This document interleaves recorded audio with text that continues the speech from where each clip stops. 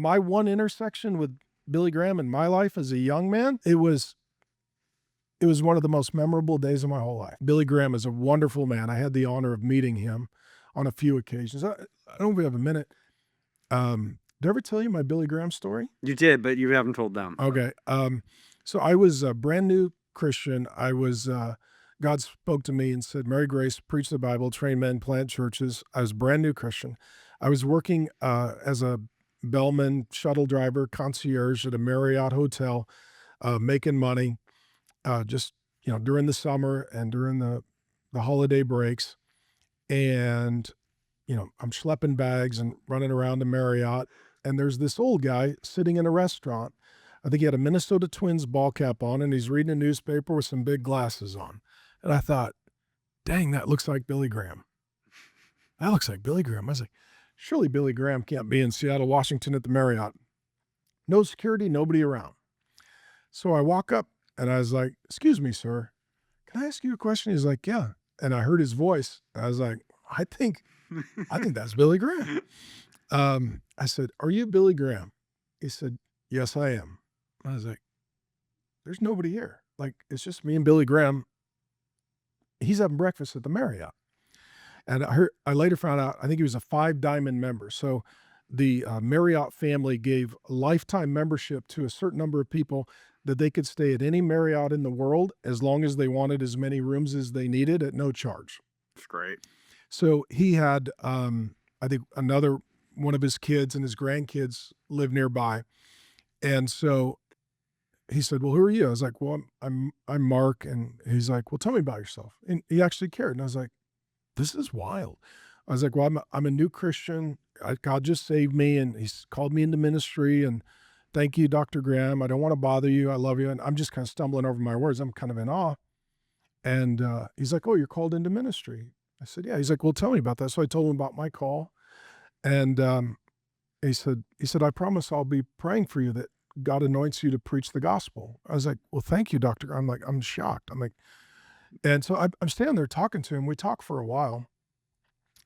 And then other people in the restaurant and other coworkers recognize it's Billy Graham. Next thing I know, there's a bunch of people coming around. I'm like, I'm so sorry, Dr. Graham. Now I've drawn attention to you. A lot of people want to meet with you. I'm sorry. And he's like, no, it's okay. He sat there for a couple of hours. So cool. He prayed over housekeepers. It's awesome. He had employees that were totally not Christians taking the Gideon's Bible and wanting him to sign them. And he's telling them where to start reading it. He gave them Bible reading assignments. We had people that were guests at the hotel bringing their kids up and putting them on Billy Graham's lap like he was Santa Claus. Yeah. And this was before cell phones and everything. And he's praying over him. Billy Graham sat there, no security, for a couple of hours. No cameras, no media. That's awesome. He was sharing the gospel with my employees, my coworkers, my co-employees. And I had to drive the shuttle to the airport because every 15 minutes we had to go pick people up. And I'm bringing bags in. Billy's still there. Billy's still going. Billy's still praying for people. Billy's still leading people to Christ. Great. So I'm like, a couple of hours, I'm like, this is Billy Graham. Yep. So cool. And I saw him later before he died. I flew out and I got to meet him before he died at the Billy Graham headquarters.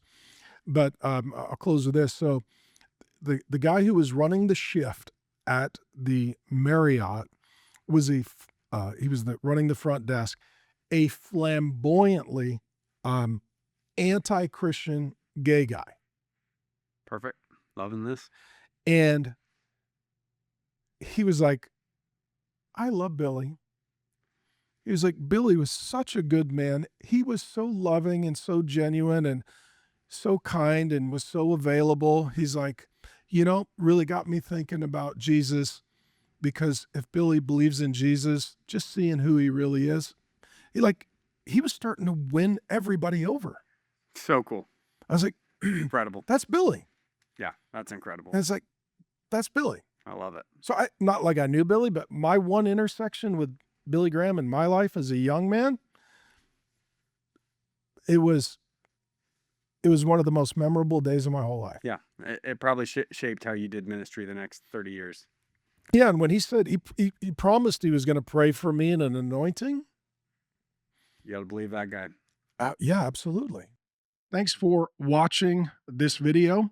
It's a great honor to help you learn the Bible. Go ahead and subscribe to the channel, and I promise you there'll be more to come.